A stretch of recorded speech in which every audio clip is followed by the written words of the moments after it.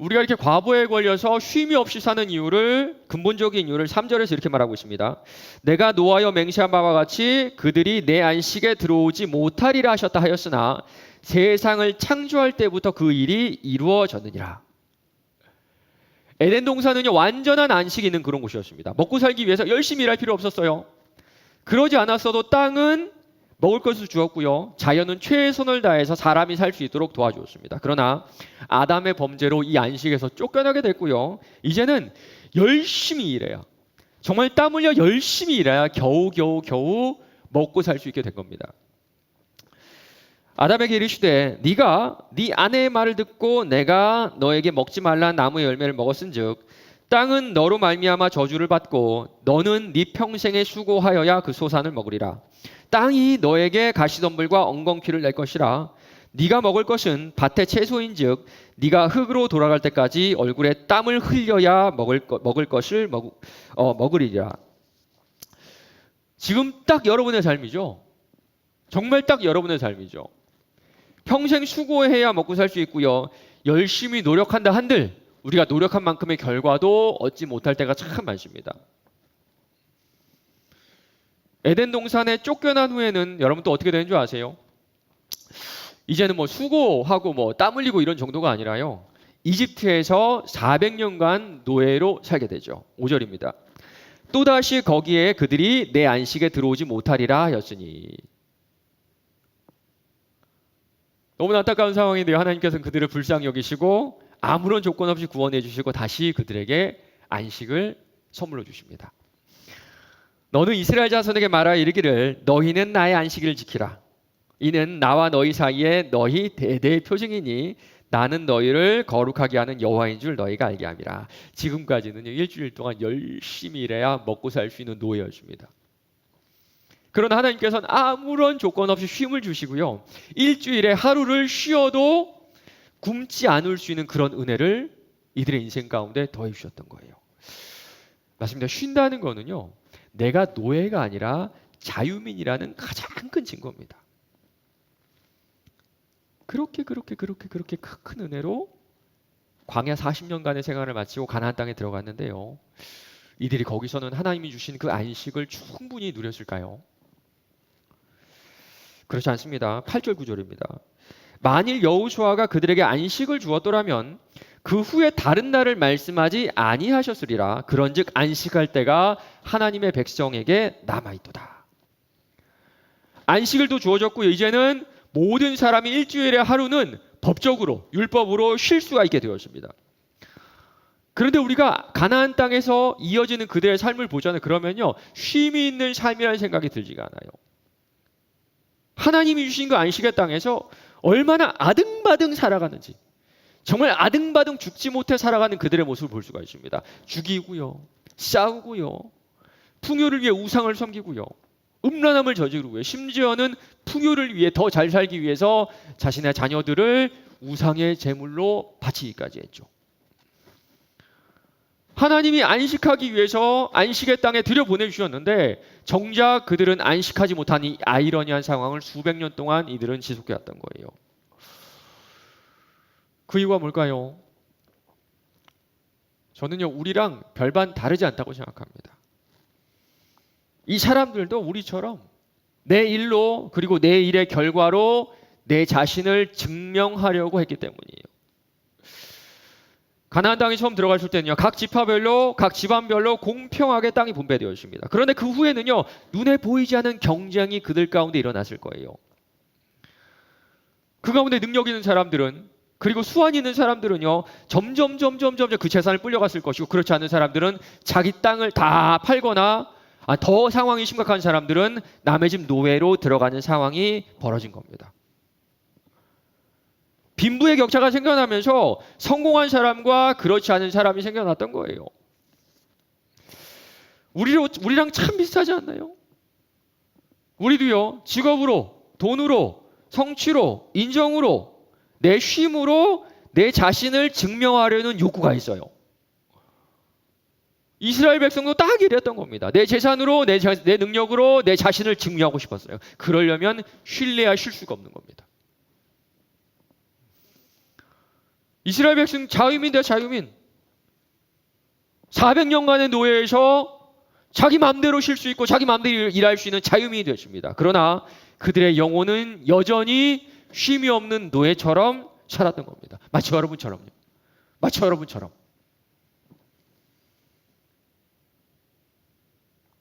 예수님 믿고 영원한 죽음에서 영원한 생명을 얻은 자유민이 되었는데 여러분의 현실은 쉼이 없는 노예 인생 아닌가요?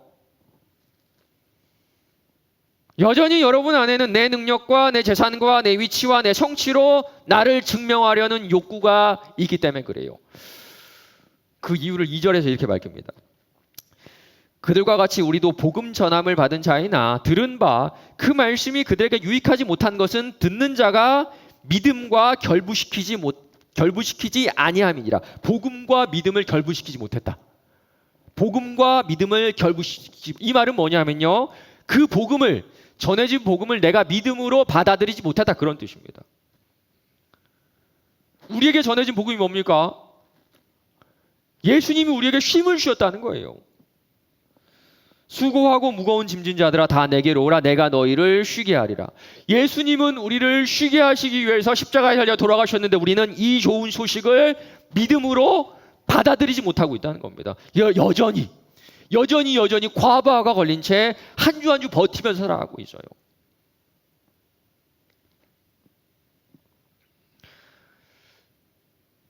다시 한번 하나님께서 우리에게 주신 안식을 우리 한번 생각해 보기로 합니다. 4절이에요.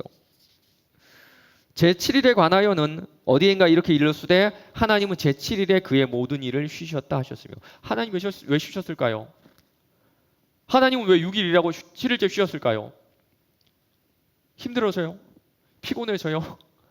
우리처럼 하루 쉬어야지 나머지 버틸 수 있어가지고? 아닙니다. 전혀 그런 거 아니에요. 우리 하나님은요, 우리랑 정반대로 안식하시기 위해 6일을 일하신 거예요.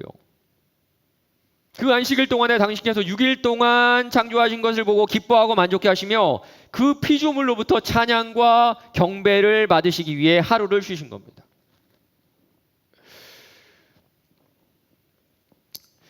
좀 생각하면 할수록 감사한 게 있는데 그게 뭐냐면요. 우리 대한민국 사회는 기독교 국가가 아님에도 불구하고 기독교 역사가 정한 주일에 쉬고 있다는 거.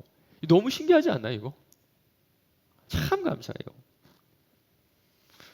그리고 우리 지체들 가운데는 주일날 쉬지 못하는 지체들도 있습니다. 그런데 주일날 쉬지 못하는 지체들도 주일날 쉬지 못하는 대신에 다른 요일에 쉴 수가 있어요. 적어도 일주일에 하루, 적어도 일주일에 이틀 정도는 쉴 수가 있습니다. 그런데 여러분의 삶에 쉼이 있나요?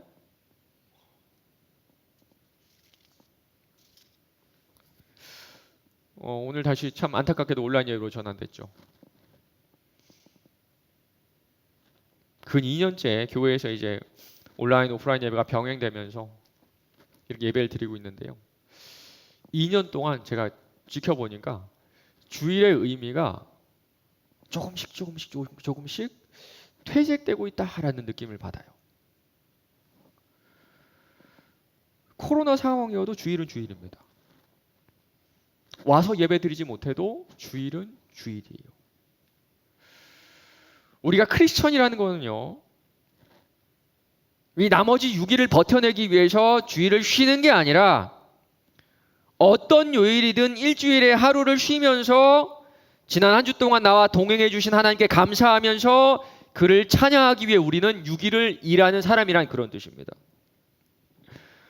그런데 코로나로 온라인 예배를 드리면서 일주일에 하루 예배를 드리는 오늘이 하나님의 안식에 참여하는 주일, 하나님의 안식에 참여하는 그런 예배 드리는 날이 아니라 다시 우리 인생의 과부하를 걸어버리는 그런 날이 되어버린 것 같습니다. 여러분도 온라인 예배 드리는 주일 한번 생각해 보세요. 집에서 잠깐 예배 드리고 노는 그런 날 돼버리지 않으셨어요? 아니면 놀러 가서도 종교 의식을 할 수 있는 그런 주일이 돼버리지 않으셨나요?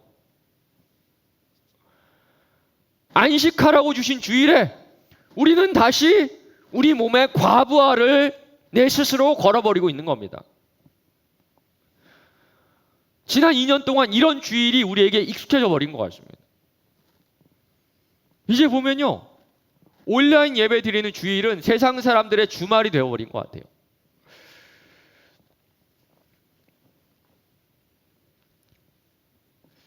많은 청년들이 피로를 호소하거든요. 목사님 너무 힘들어요.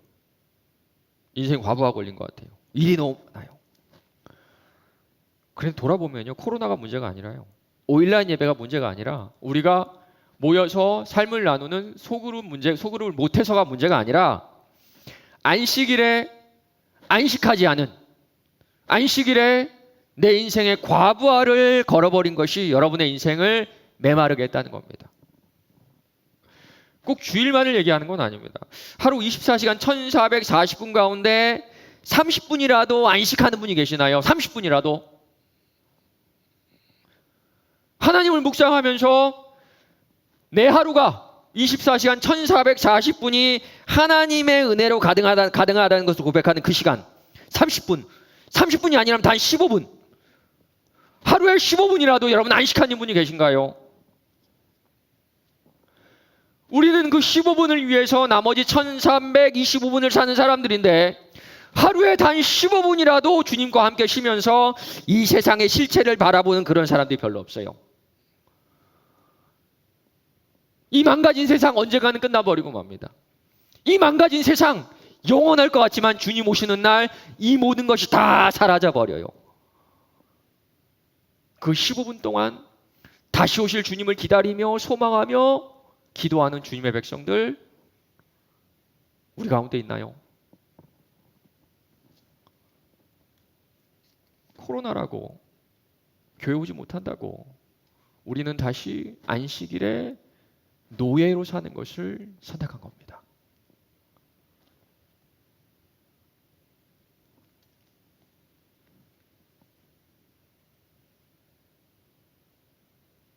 내 인생의 과부하를 걸어서 내 자신을 증명하려고 해요.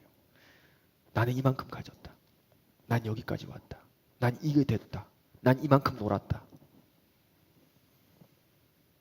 우리는 거기서 내 인생의 평안함과 안정감과 재미와 즐거움을 찾으려고 하지만 그게 답이 아니라는 거 여러분 이미 다 알고 계세요.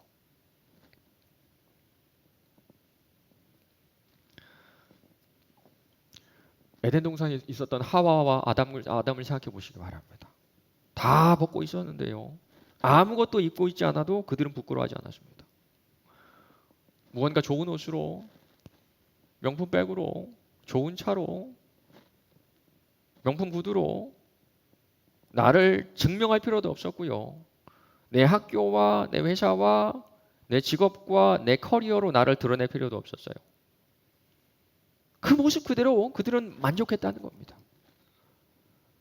아무것도 없었지만 그들에게는 안식이 있었어요. 아담과 그의 아내 두 사람이 벌거벗었으나 부끄러워하지 아니하니라. 그 후에 죄를 지은 다음에 어떻게 되는 줄 아세요? 가장 먼저 무화과 나무 잎을 따가지고 자신의 몸을 가려버립니다. 이에 그들의 눈이 밝아져 자기들이 벗은 줄 알고 무화과 나무 잎을 엮어 치마로 삼았더라. 대학을 인서울하지 못하면 인서울한 친구들 앞에서 괜히 주눅이 듭니다. 반대로는요, 대놓고 드러내지 못하지만 스물스물 우월감이 밀려 올라오죠. 내가 쟤보단 낫다. 대기업에 취업하지 못하면 괜히 주눅이 들어요. 반대는 안도감이 들어요. 돈이 많은 사람 만나보잖아요. 공통적으로 특권의식이 있어요. 특권의식. 고작 돈이 많을 뿐인데 난 너네랑 달라. 난 저런 사람들이랑 달라. 고작 좋은 차를 탈 뿐인데 너네랑 내가 다르지. 내 자식들은 너네 자식이랑 다르지.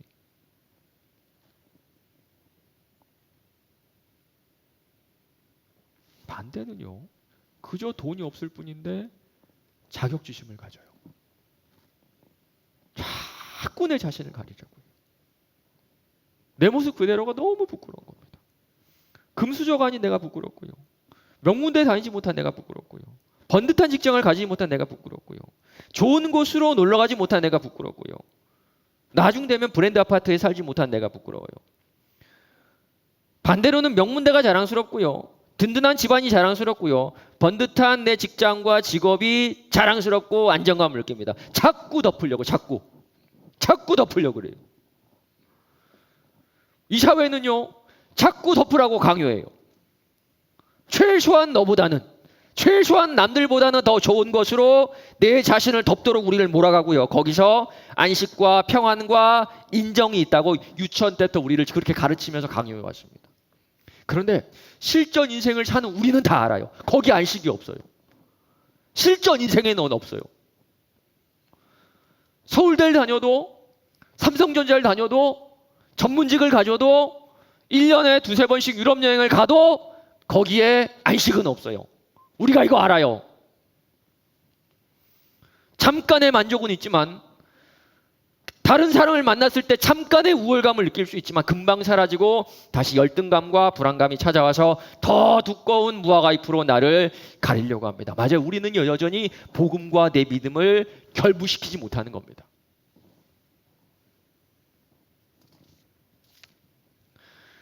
오늘 말씀 12절 한번 보세요. 안식에 대한 얘기를 하다 갑자기 말씀에 대한 얘기가 나오죠. 하나님의 말씀은 날카로운 칼 같아서 몸뿐만 아니라 혼과 영까지 쪼갠다고요. 그래서 우리의 마음과 생각을 다 드러낸다고 하죠. 좀 문맥상 안 맞는 것 같아요. 안식을 얘기하다가 하나님 말씀은 이렇다. 그런데 갑자기 하나님의 말씀의 그 기능을 이야기한 이유가 바로 여기에 있습니다. 말씀만이 우리가 안식하지 못하는 그 이유를 드러내주기 때문에 그래요. 먼저 하나님 말씀은 우리가 추구하는 모든 것을 통해서는 결코 쉼을 얻을 수 없다는 것을 알려주고요. 그 다음으로는 여러분 마음속 저 깊은 곳에 있는 그것들을 향한 갈망을 꺼내 보여줍니다. 아무에게도 말할 수 없는 내 안의 탐심, 내 안의 욕망, 내 안의 교만함, 내 안의 자기사랑. 내가 그렇게까지 열심히 공부하는 이유, 내가 그렇게까지 내 만족할 정도로 일하는 이유. 여러 가지로 포장할 수 있지만 도저히 남에게 말하지 못하는, 정말 부끄러워서 말하지 못하는 내 마음과 생각을 다 찔러서 쪼개서 벌겨벗겨 버립니다. 그리고 여러분 마음속에 있는, 여러분 안에 있는 그 교만함과 탐심을 쪼개면요, 그 속에는 내 자신을 미워하는 내가 있어요. 아, 나는 괜찮지 않아. 나는 부족해. 나는 모자라. 난 이거밖에 되지 않아. 다른 사람 다 속일 수 있고요. 여러분 자신도 여러분에게 속아 넘어갈 수가 있습니다. 그러나 우리의 결산을 받으실 이의 눈앞에는 만물이 벌거벗은 것처럼 다 드러납니다. 너보다는 내가 낫다라는 것을 증명하고 싶은 그 교만함. 그리고 아무것도 없는 나는 무가치하다는 그 열등감. 일이 문제일까요? 전혀 그렇지 않습니다. 일은요, 하나님 주신 선물이에요. 그렇다면 열심히 일하는 게 문제일까요? 그렇지 않습니다. 열심히 일하는 거는요, 일을 주신 하나님에 대한 우리의 기본적인 태도입니다. 크리스천은 최선을 다해 열심히 일해야 돼요. 문제는요, 이 일을 통해 나를 증명하려는 내 안의 약함과 나를 귀하게 여기지 않는 내 안의 이 약함이 우리를 안식하지 못하게 하는 거예요.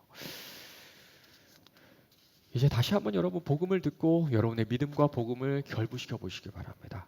하나님 말씀이 우리를 어떻게 하는 줄 아세요? 보시기 바랍니다. 잘 보면요, 관절과 골수를 쪼갠다 그래요. 관절과 골수를 쪼갠다. 뭐 생각나는 거 없으세요? 쪼갠다. 맞습니다. 구약 시대는 제물을 이렇게 했어요. 제물을 쪼개서 하나님께 드렸죠. 맞습니다. 율법으로는요, 우리가 이렇게 죽어야 돼요. 악한 내가 죽어야 됩니다. 죄가 드러난 이상 몸이 쪼개서 죽어야 되고요, 완전히 다 벌거벗겨진 수치를 우리가 당해야 돼요. 그런데 누가 죽으셨나요? 누구의 관절과 골수가 찔러 쪼개졌나요? 누가 십자가에서 물과 피를 다 흘리셨나요? 누가 그 나무 위에서 완전히 벌거벗겨서 수치를 당하셨나요? 이것이 복음입니다. 여러분, 이것이 복음이. 예수가 우리에게 안식을 주기 위해서 이 모든 고통과 수치를 대신 감당하셨던 겁니다.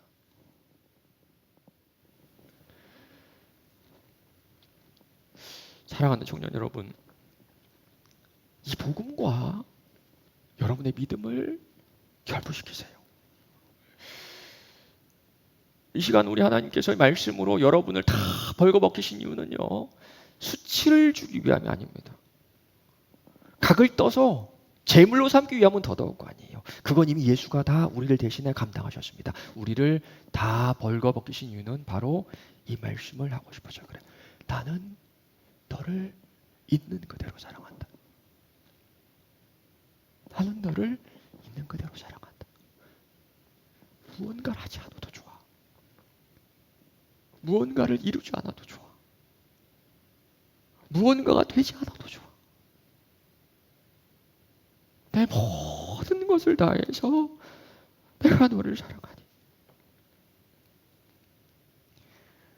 너는 아무것도 더할 필요가 없단다. 너를 이렇게 사랑하는 나에게 시선을 고정하렴.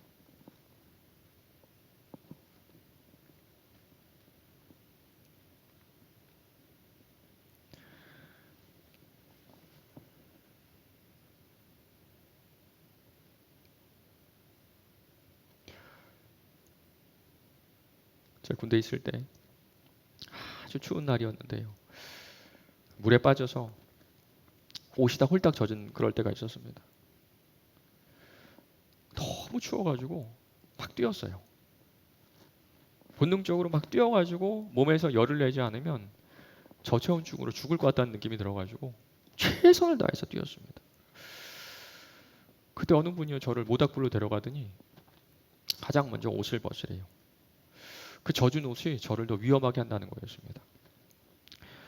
그래서 옷을 벗고 그 모닥불에 이렇게 있는데요. 가만히 있어도 되더라고요. 열심히 뛰어서 몸에 열을 내는 것보다 모닥불에 가까이 가면 갈수록 젖은 옷을 다 벗고 모닥불에 가까이 가면 갈수록 훨씬 더 따뜻했어요. 맞습니다. 우리 인생의 쉼은 여러분 예수에게 있어요. 지금 여러분이 추구하는 그 모든 것들은요. 심판대라는 차가운 단 위에서는 젖은 옷이 될 겁니다.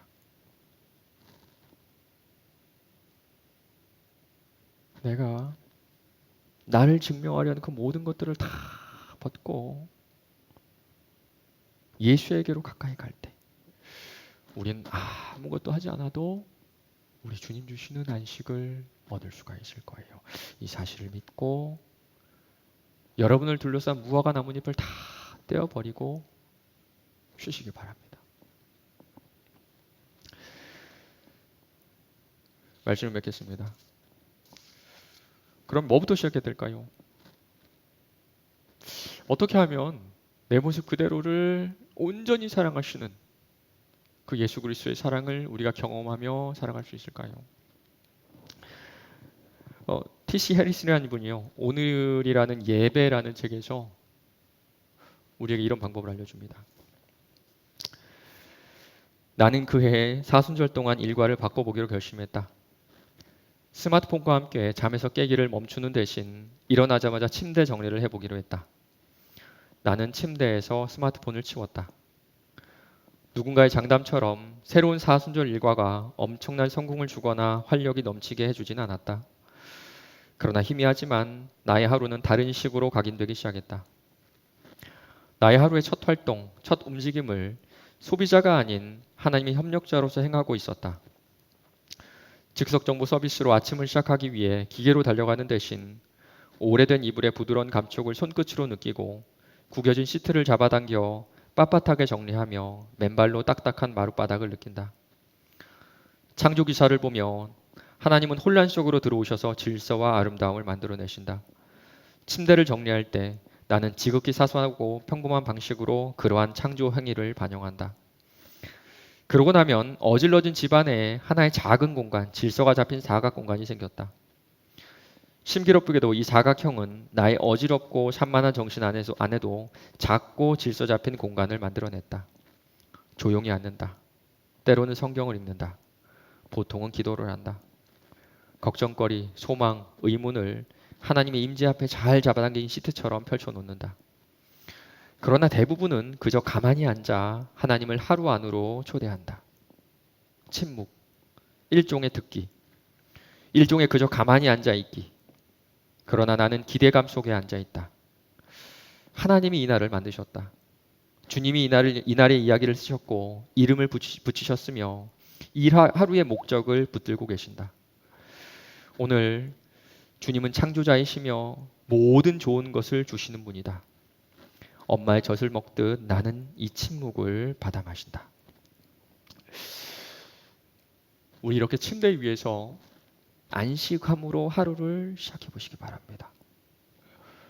그리고 다시 한번 주일을, 혹 주일에 일하는 지체들은 일주일에 하루, 어떤 요일도 괜찮습니다. 그 하루를 안식일로 지켜보세요.